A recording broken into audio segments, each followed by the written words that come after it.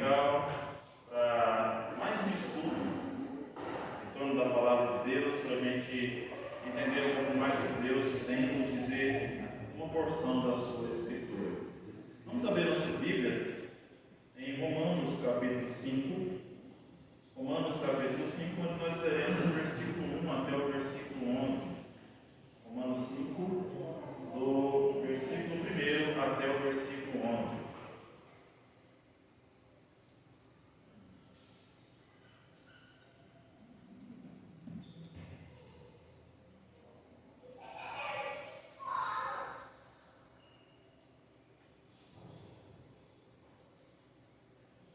Amém? Amém. Vamos fazer a leitura de forma alternada, até a participação de todos aqui presentes, onde eu lerei os versículos ímpares e os irmãos lerão os versículos pares. Romanos 5, de 1 a 11. A palavra de Deus nos diz assim: justificados, pois, mediante a fé, temos paz com Deus, por meio do nosso Senhor Jesus Cristo. Por intermédio de quem tivemos igualmente acesso, pela fé, a esta graça na qual estamos firmes e gloriamos na esperança da glória de Deus. E não somente isto, mas também nos gloriamos nas próprias tribulações, sendo que a tribulação produz perseverança. E a perseverança, experiência, e a experiência, esperança. Ora, a esperança não confunde, porque o amor de Deus é derramado em nosso coração pelo Espírito Santo que nos foi otorgado. Porque Cristo, quando nós ainda éramos fracos, morreu a seu tempo pelos ímpios. Dificilmente alguém morreria por um justo, pois poderá ser pelo bom alguém se anime a morrer. Mas Deus prova o seu próprio amor para conosco pelo fato de ter Cristo morrido por nós, sendo nós ainda pecadores. Logo, muito mais agora, sendo justificados pelo seu sangue, seremos por ele salvos da ira. Porque se nós, quando inimigos, fomos reconciliados com Deus mediante a morte do seu Filho, muito mais, estando já reconciliados, seremos salvos pela sua vida. E não apenas isto, mas também nos gloriamos em Deus, porque o nosso Senhor Jesus Cristo, por intermédio de quem recebemos agora a reconciliação. Amém? Vamos orar. Senhor, mais uma vez nós nos reunimos em Teu nome aqui na casa do Senhor. E assim também, Senhor Deus, estendendo esse estudo àqueles que nos acompanham, Senhor Deus, de forma virtual, através das exposições que são gravadas.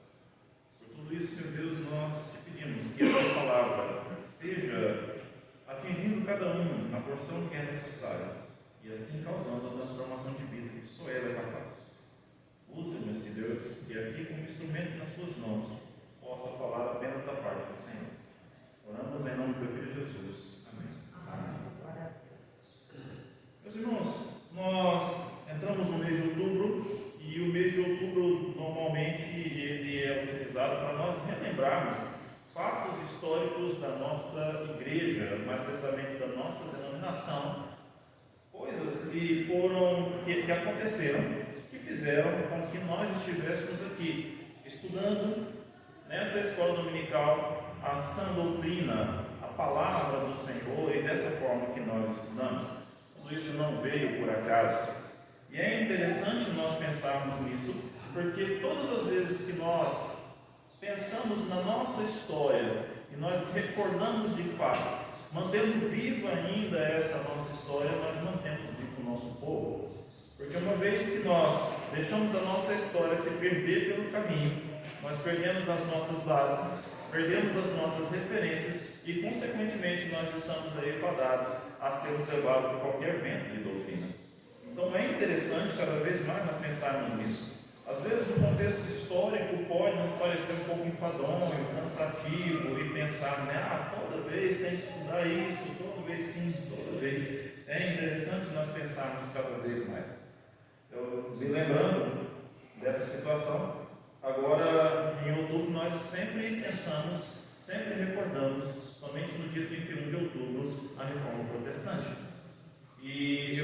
iniciar agora uma série de estudos relacionados à reforma protestante.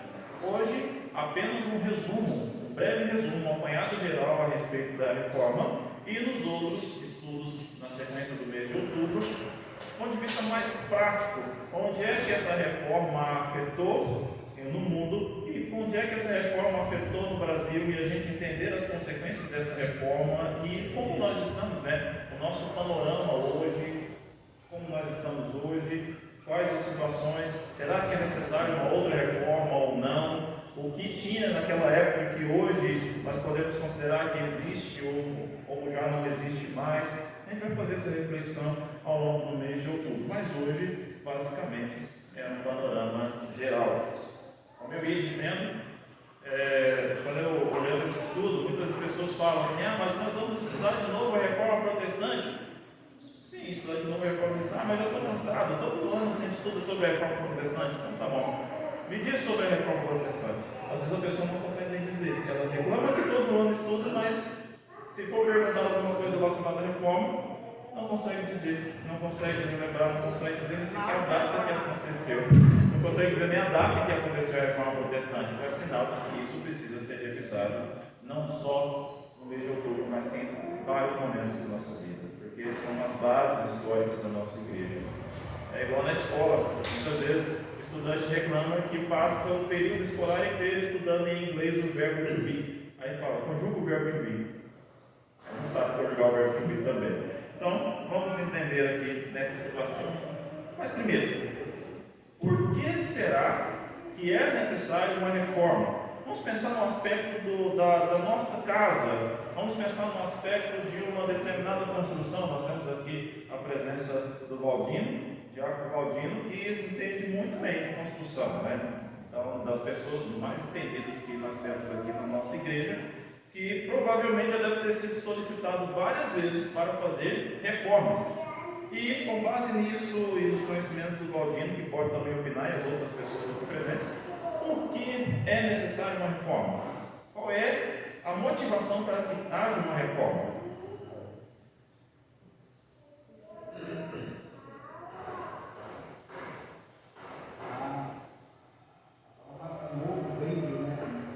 Novo brilho.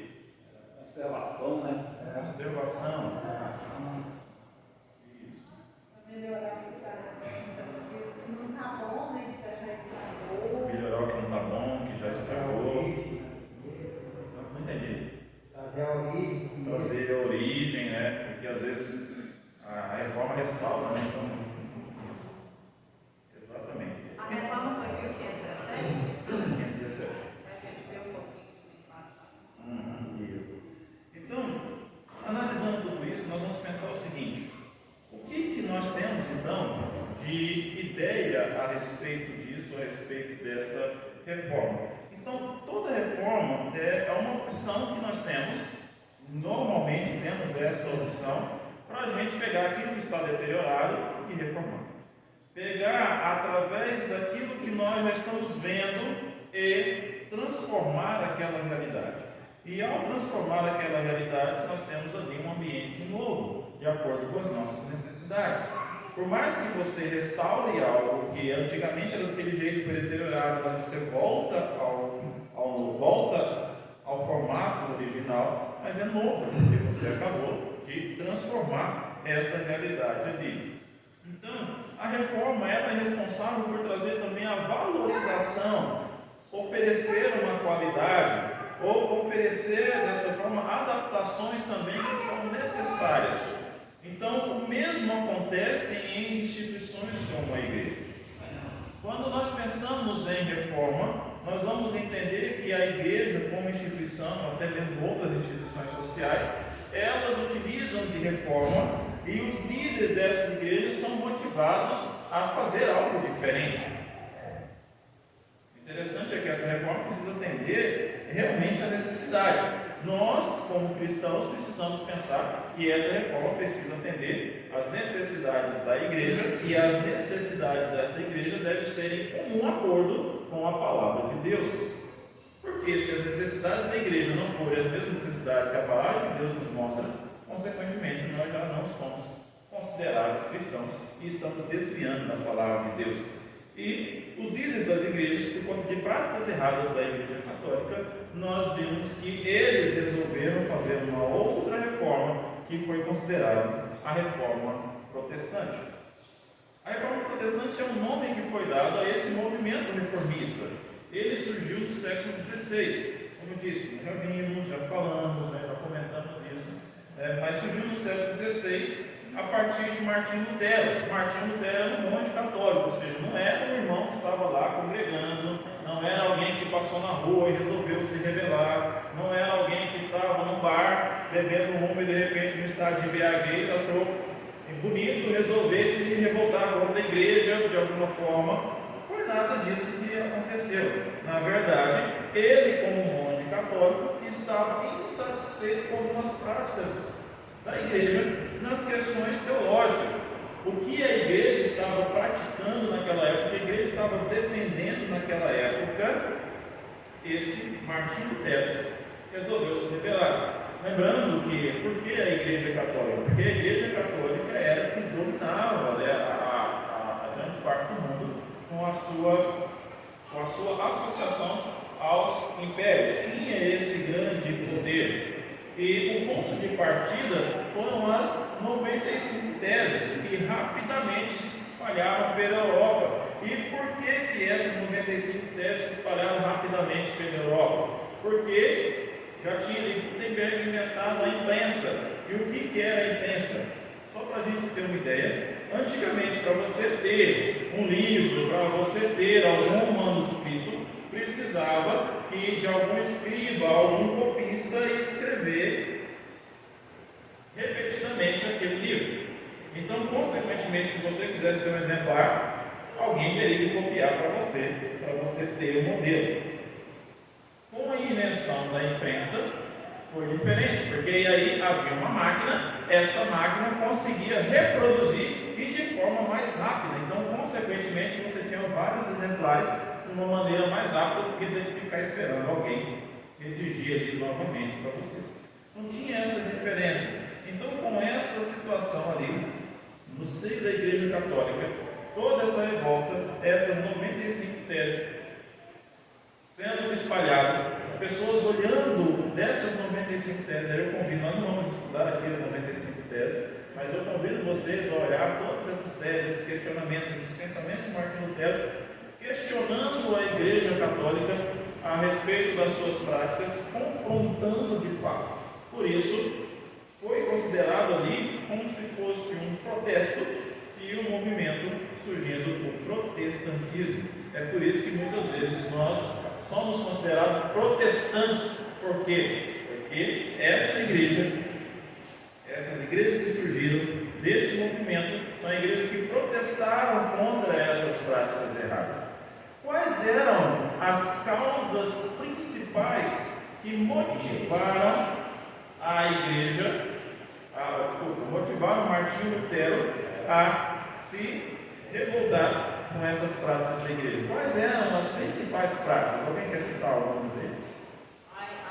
Além das indulgências, né? Idolatria, né?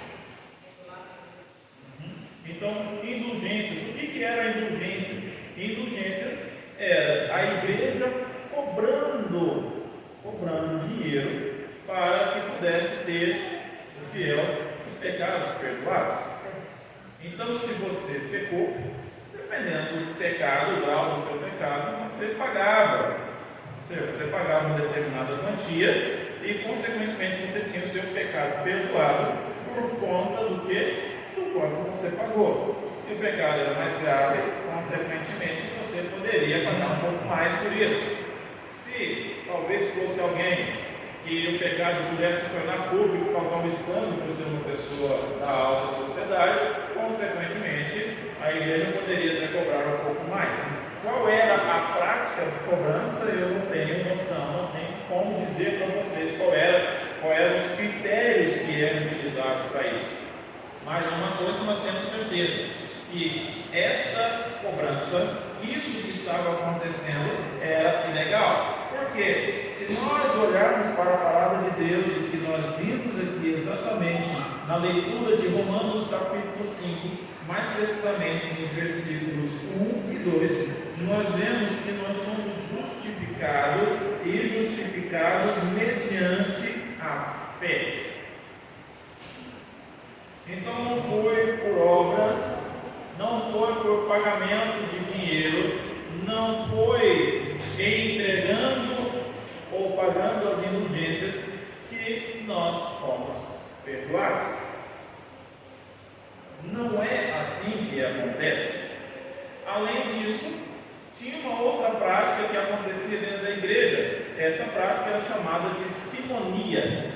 O que é a simonia? A simonia era a venda de cargos. Ou seja, como a igreja católica ela detinha o poder, então, consequentemente, o que eles faziam? Se você queria um título de nobreza, consequentemente, a igreja católica ela vendia esse título. Você pagava para a igreja e a igreja te concedia esse título. Aí você poderia usufruir daquele tipo de cargo. E é claro, chamava muita atenção. E se nós formos ver até hoje, algumas denominações, elas dão muito valor aos cargos e com isso as pessoas elas acabam muito mais almejando ocupar determinados cargos do que buscar a Deus devidamente. E aí fazem as coisas não para Deus, mas sim para ocupar cargos, porque acreditam que isso vai dar um destaque. Pode talvez chamar a atenção e dar um destaque diante dos homens, mas diante de Deus, o nosso Deus Altíssimo, isso não é praticamente nada. Então essas 95 teses do Lutero, esse documento, Lutero manifestava e era uma oposição à igreja, uma oposição teológica, de fato, às práticas da igreja romana.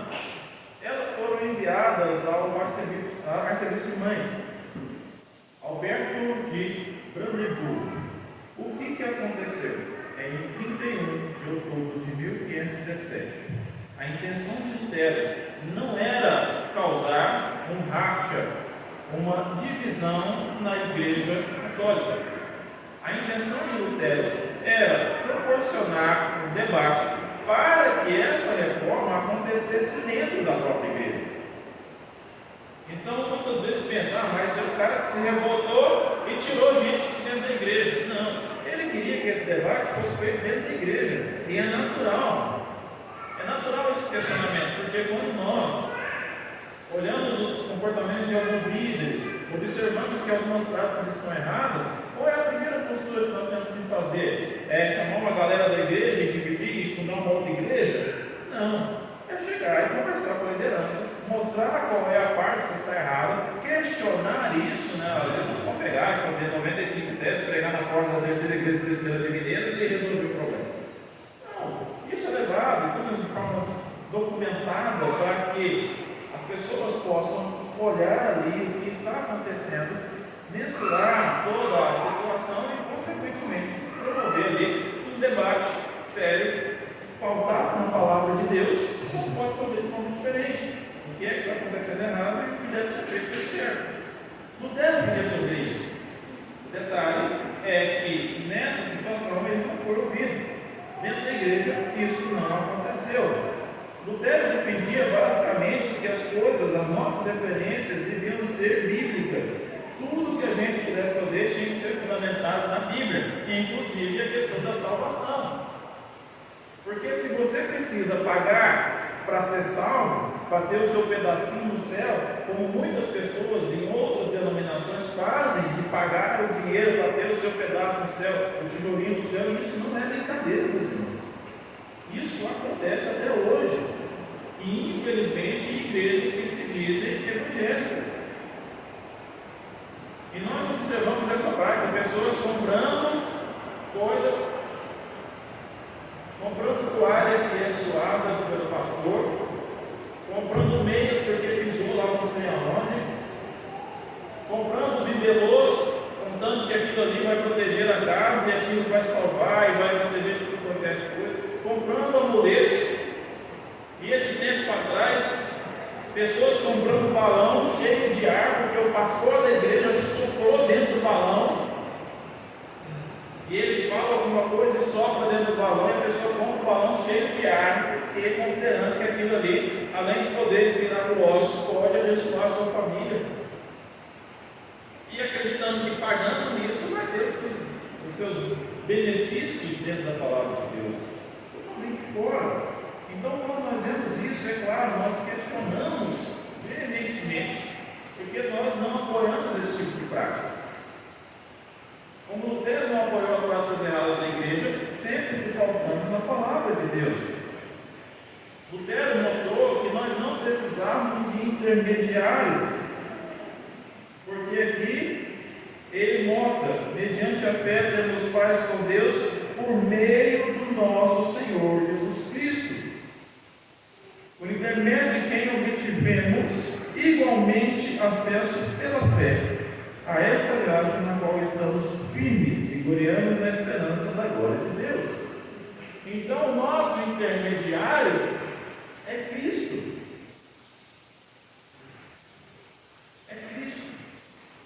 Não precisa de outro intermediário. Por isso, há muita crítica à questão da Igreja Católica com relação aos santos, utilizando os santos como intermediários. Porque nós sabemos que temos acesso direto ao Pai, por intermédio de Jesus.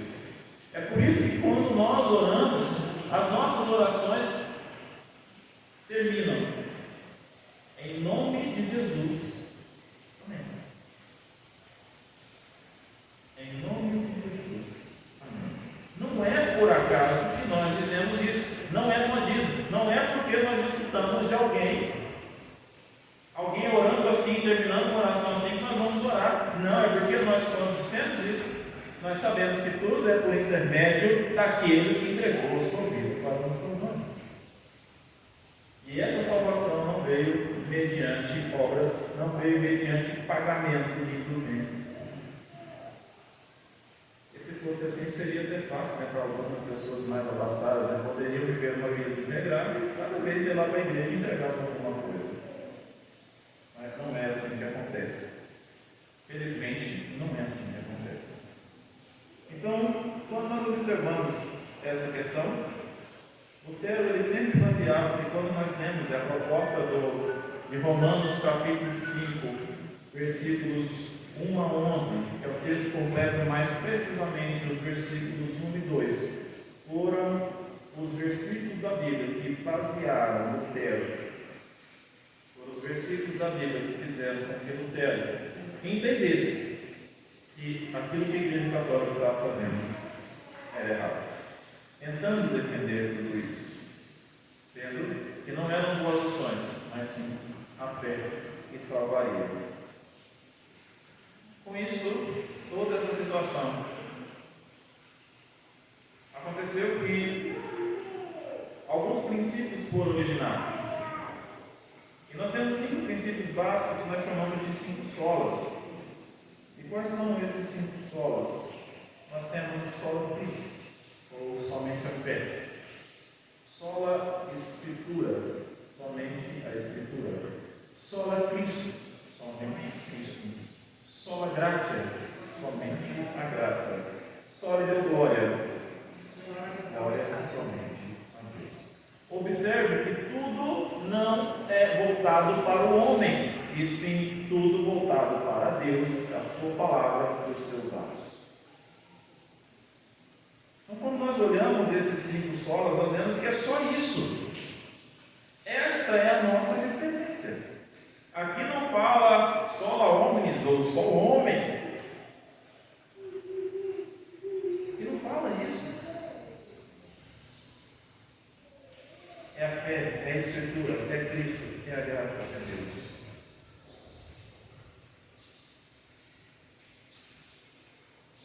Nós vemos que há alguns registros históricos mostrando Lutero, tem imagens de Lutero pregando as 95 teses na porta da igreja do Castelo de Wittenberg.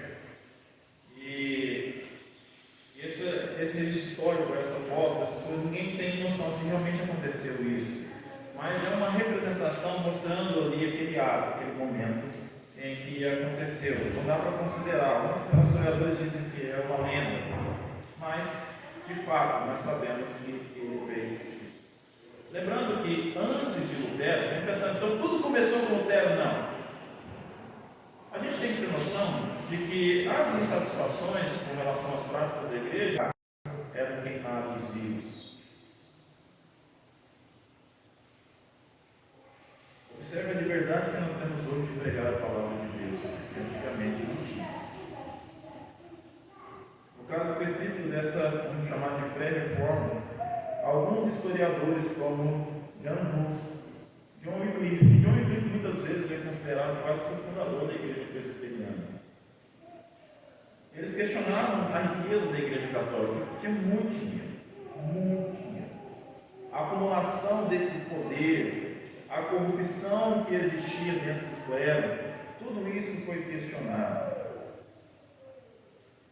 Jan Hus, ele foi queimado vivo. E enquanto ele estava sendo queimado, ele dizia: hoje vocês estão matando um ganso, fazendo referência a Hus, que é tradução ganso. Mas virá o cisne em que vocês não serão capazes de matar. Imagine só, até arrepio quando eu fico imaginando essa situação. A pessoa sendo queimada e dizendo isso, já com fé no porvir. Quem era o cisne que ele dizia que viria? Martinho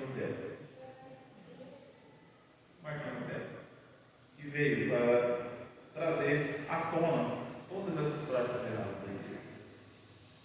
Então, quando nós olhamos isso, o fato de nós lembrarmos toda essa situação é o suficiente, acredito eu, para nós vermos o quanto é necessário que toda a igreja mantenha sempre a sã doutrina, que tenha zelo na exposição das Escrituras, na orientação dos seus membros, tudo com base na palavra de Deus, e que os membros também vivam conforme a palavra de Deus.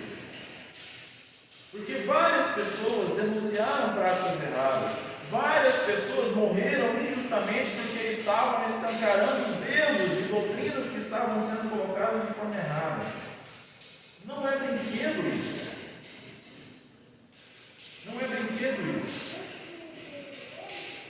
Eu, numa conversa essa semana com o presbítero Cláudio, a gente via WhatsApp, discutindo a respeito de política, um debate muito sadio, e falamos de algumas práticas erradas de políticos. E alguns políticos que falaram a respeito de brincaram com Deus, como dizendo que nem Deus me tira essa vitória, nem Deus vai impedir eu governar esse país. Ainda falei com ele: olha, todos que já falaram isso, eu já sei o que vai acontecer. Todos morreram. E ele falou outras coisas mais, e nós chegamos à conclusão de que com Deus não se brinca. Com Deus não se brinca. A igreja católica estava brincando com Deus. Na verdade, eles se achavam semi-deus. E outras denominações oriundas desse movimento ficaram encarregadas de levar a sã doutrina da forma que ela deve ser levada. Desse movimento surgiram os presbiterianos, os batistas, os metodistas, os calvinistas, os anglicanos e muitos outros. Estima-se que 20% da população brasileira identifica-se como evangélicos. Nós estamos falando do ponto de vista de identificação. Identifique-se como evangélicos. Os que se dizem, e pela questão do número de igreja, a gente pode ter até mais com isso. Mas em termos de identificação, de fato, esse agrupamento das igrejas nascidas do protestantismo. Existem alguns aspectos, e hoje eu vou abordar 3 aspectos sobre essa questão desse movimento, o que ele trouxe para nós, que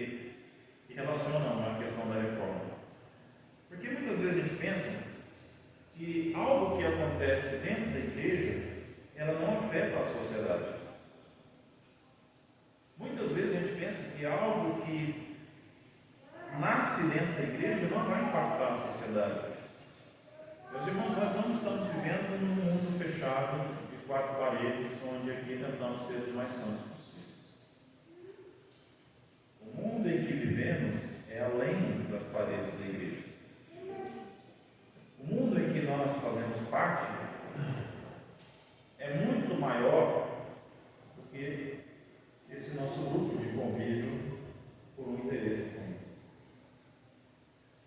Então seria inocência nossa pensar que esse movimento que aconteceu dentro da Igreja Católica, que por mais que essas teses fossem se espalhar, elas aconteceriam somente dentro da igreja.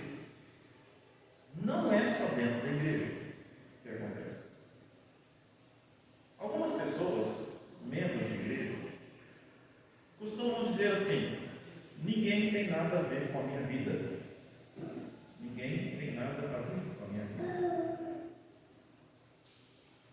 Com uma justificativa do tipo que eu posso fazer o que eu quiser, ninguém tem que ficar, não tem que dar satisfação para ninguém, não fazer nada. Muito cuidado quando nós fizermos esse tipo de afirmação. Uma vez que nós, enquanto cristãos, nós somos espelho para as outras pessoas. Então, o que você faz no mundo, o que você faz fora daqui, impacta sim dentro da igreja. E o que você faz dentro da igreja impacta sim no mundo lá fora. É uma via de mão dupla. É por isso que a reforma causou tanto rebuliço. É por isso que a reforma causou tanta transformação.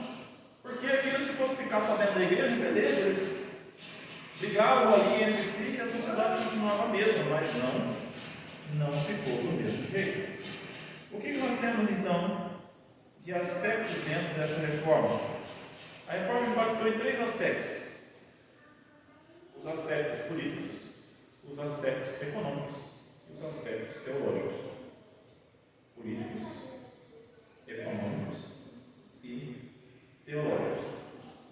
Nós vamos abordar esses 3 aqui rapidamente, mesmo pelo nosso horário, para nós entendermos um pouco mais a respeito dessa reforma e esses aspectos, o impacto dela, o impacto de todo esse movimento em relação a essas 3 esferas da nossa sociedade. Primeiro, político. A primeira mudança, claro, foi no âmbito político. A gente fala, a religião e a política não se misturam. Mistura. E deve misturar, porque a religião sã, pautada na palavra de Deus, é que deve ser referência política. É por isso que nós oramos para nós termos governantes que zelam pela palavra de Deus e que governem conforme a palavra de Deus. Então nós precisamos que eles sigam. E os governantes que não seguem a palavra de Deus, nós vemos que nós sofremos nas mãos deles. Então a primeira mudança foi no âmbito político. A Europa naquela época, que era no período, ela não era mais aquela época do período medieval. A Europa já estava na Idade Média, já tinha evoluído um pouco os seus conceitos de uma outra forma, depende também como nós podemos entender essa questão de evolução. Mas o fato é o seguinte: ali estava iniciando uma centralização do poder nas mãos do monarca, ou seja, nas mãos do rei. Então, esse poder que estava na mão da igreja já estava começando a migrar para o poder nas mãos do rei. E com isso começou também a formação dos estados nacionais. Antigamente os reis governando tinham os feudos, e os feudos onde eram pequenas propriedades ali, e as propriedades, vamos dizer assim, muito semelhante a bairros, a cidades, então com uma pessoa responsável ali, mais submissa ao rei. Agora estavam se criando os estados nacionais. Então, ainda no século XVI, nós vemos a igreja muito poderosa, influenciando o poder secular, ou seja, o poder dos reis. Isso ainda era muito grande no século XVI. Então, o que aconteceu? Com essa influência da Igreja Católica, mas uma influência negativa pelas práticas erradas que estavam acontecendo, a cobrança, a maneira de cobrar os impostos e como isso era colocado ali, consequentemente, muitos nobres passaram a apoiar essa reforma iniciada por Lutero, porque identificavam nessa reforma um enfraquecimento da igreja. Olha o interesse político envolvido aí. Então, enfraqueceria a igreja e poderia garantir mais autonomia para esses nobres. Então, o interesse dos estados nacionais, os reis começavam ali a se distanciar dos interesses da igreja. Havia ali uma ruptura por conta desse enfraquecimento. Então, era necessário fazer o quê? No ponto de vista político, enfraquecer a igreja que estava errada no momento, e dessa forma que estavam enfraquecendo a igreja, distanciando esse poder secular do poder eclesiástico, os questionamentos de Lutero, toda a possibilidade era para promover isso, e consequentemente teve apoio de muitos príncipes. A Europa ela passava por profundas transformações. Vamos lembrar que no século XVI tinham as grandes expedições. Então, as estruturas políticas, econômicas, sociais, até mesmo as culturais, que marcavam esse continente durante essa época, elas estavam sendo substituídas. Estava tendo, vamos dizer assim, a Europa estava tendo quase que uma crise existencial. Estava tudo mudando. Então, essa expansão econômica, política, os novos interesses, as novas formas de governar, elas estavam se consolidando cada vez mais. Estavam ganhando força. Então existia uma série de reis, de nobres e autoridades que estavam interessados em romper com a igreja. Meus irmãos, também não sejamos inocentes de acreditar que esse rompimento era só porque a igreja estava errada. Porque havia um interesse político de quem queria comandar. Tentando ali assegurar cada vez mais o poder, satisfazer a sua necessidade, sem se sujeitar à igreja, no caso, ao Papa. Outro aspecto que nós temos é o aspecto econômico. Do ponto de vista econômico, o que acontece? A maior autonomia política, como nós já vimos, também significa maior autonomia econômica, porque se você está no poder, consequentemente você tem a possibilidade de gerir melhor os recursos financeiros. E nisso, o que nós vimos? Para esses reinos, romper com a igreja era uma garantia do fim daqueles impostos exorbitantes que a igreja cobrava. Então, se eu não preciso pagar impostos para a igreja, esse dinheiro vai ficar aqui no meu Estado Nacional e o meu dinheiro eu posso fazer o que quiser em benefício da minha região. Então, naturalmente, influenciou nesse aspecto econômico. Então, no contexto alemão, a reforma ela também foi abraçada dessa forma, porque além dessa indignação em relação à igreja, onde estava sendo escancarado de forma errada o que a igreja estava fazendo, grande quantidade desses recursos, dessas posses que a igreja possuía, principalmente algumas regiões do Sacro Império, eram muito criticadas, porque nós tínhamos uma igreja muito rica e regiões de extrema pobreza. Isso não condiz com a palavra de Deus. Porque na palavra de Deus nós sabemos, até mesmo como viviam os convertidos, em Atos 2, do versículo 42 até 47, nós observamos que a ajuda era mútua. Que as pessoas auxiliavam aqueles que tinham necessidade. Alguns até chegavam a vender as suas posses para poder ajudar aqueles que precisam.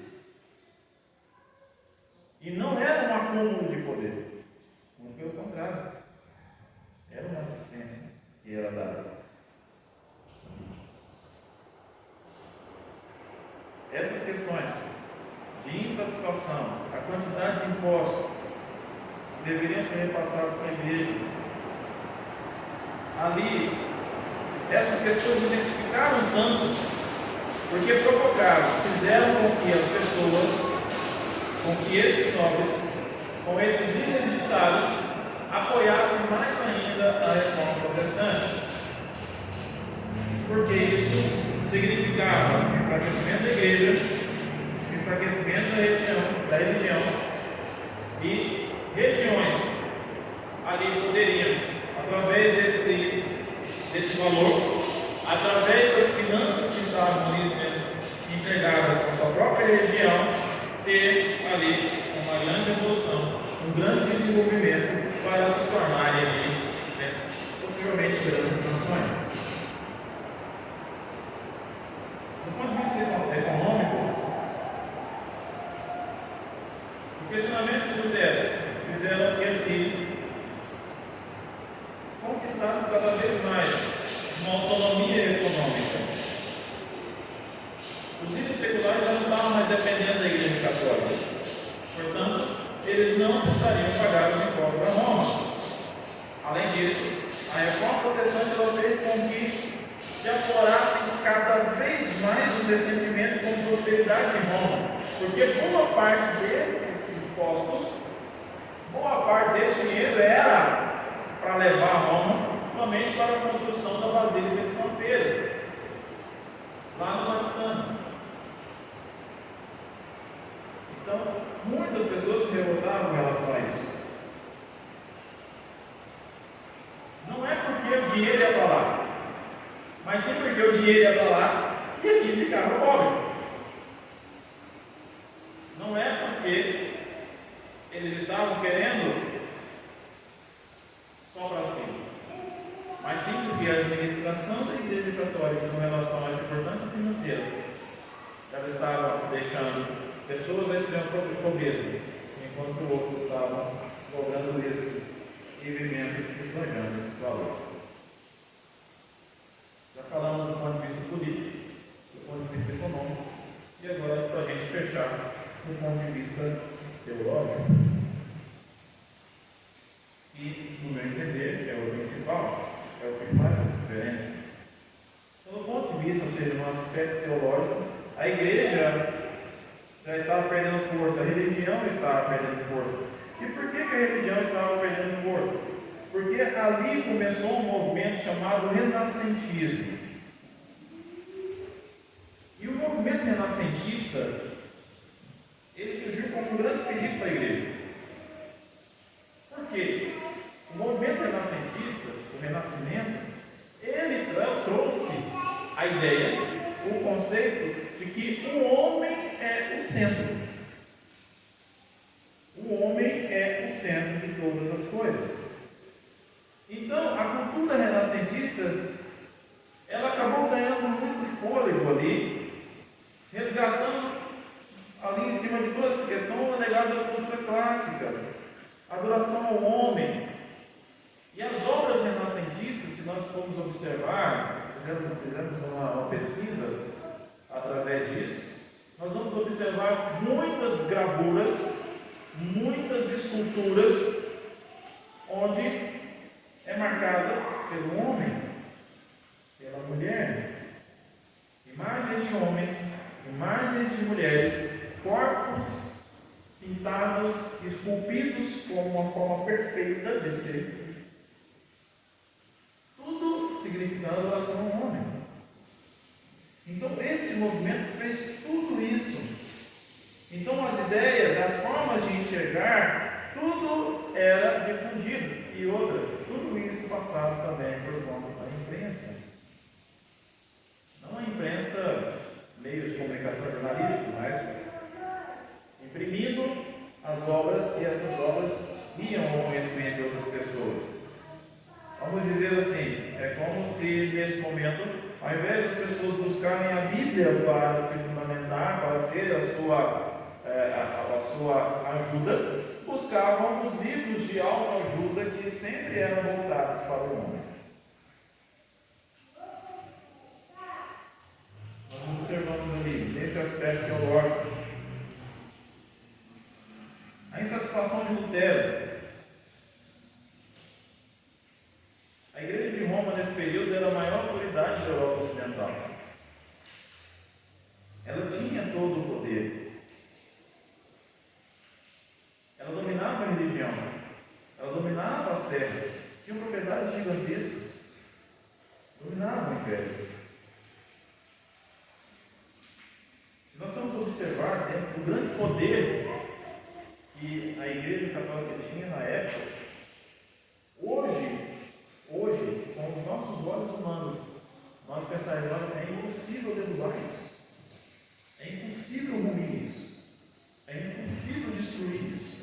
são muito poderosos. Talvez nós teríamos esse pensamento hoje. Mas, o que acontece? Mesmo com esse monopólio da Igreja Católica, este movimento foi capaz de mostrar tudo isso, porque estava errado. E o melhor de tudo, pessoas viram, confirmaram e acreditaram que era necessário realmente uma reforma. Como nós já falamos,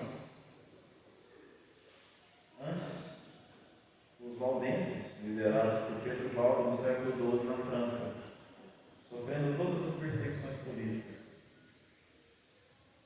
Pessoas que tentavam viver ali. A característica básica dos valdenses eram pessoas que queriam viver longe da riqueza. Eles queriam ter uma vida simples, quase que uma vida de pobreza mesmo, porque eles entendiam que era mediante a fé que eles iam ser salvos, então eles não precisavam de riquezas. Então eles tentavam viver dessa forma. Não era fácil você identificar um valdense. Poucos anos nós vemos nessa pré-reforma. Antes, John Wycliffe, como eu já disse, John Wycliffe, ele criticava bastante o poder político e os desvios que a igreja fazia. John Wycliffe, ele saía para evangelizar nas cidades e vilarejos a pé, fazer suas viagens a pé. Janus, ele criticava muito as teorias de enriquecimento, a venda de indulgências e todas essas críticas. Esses irmãos pagaram o preço com a própria vida.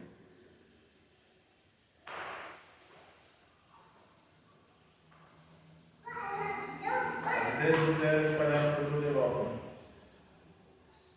O resultado disso foi a conversão de milhares de pessoas e também o surgimento de outros reformadores, como nós conhecemos também João Calvino, sucessor de Lutero. O protestantismo foi se consolidando como uma vertente religiosa e dela nasceram outras igrejas, como nós já citamos aqui: os batistas, os presbiterianos, metodistas, luteranos, calvinistas, anglicanos, cada uma com a sua doutrina, com o seu entendimento. E nós aqui, uma vez que congregarmos aqui, entendemos que a igreja presbiteriana é a igreja que está mais próxima da palavra de Deus. É a igreja que tem a sua doutrina mais próxima da palavra de Deus. Por que eu digo mais próxima? Porque a doutrina ela é criada pelo homem. E uma vez que ela é criada pelo homem, ela não é perfeita. Nós temos que entender isso. Ela não é perfeita. Não adianta nós buscarmos a perfeição. Ao contrário, nós vamos ficar pulando de igreja em igreja, nascendo nós não vamos encontrar. Mas nós entendemos que a presbiteriana é a mais próxima do que nós temos. Meus irmãos, esses três aspectos que nós já vimos aqui. Alguma dúvida? Tranquilo? Todo esse entendimento? O fato é que o Papa, como meus irmãos, o Papa exigiu uma retratação de Martinho Lutero. Queimou todas as suas obras, pediu para que ele se retratasse. Esse Papa aí é o Leão? Isso. Leão X. Então, o que acontece?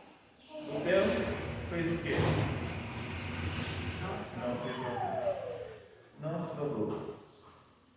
Ele foi considerado herege. Ele fugiu.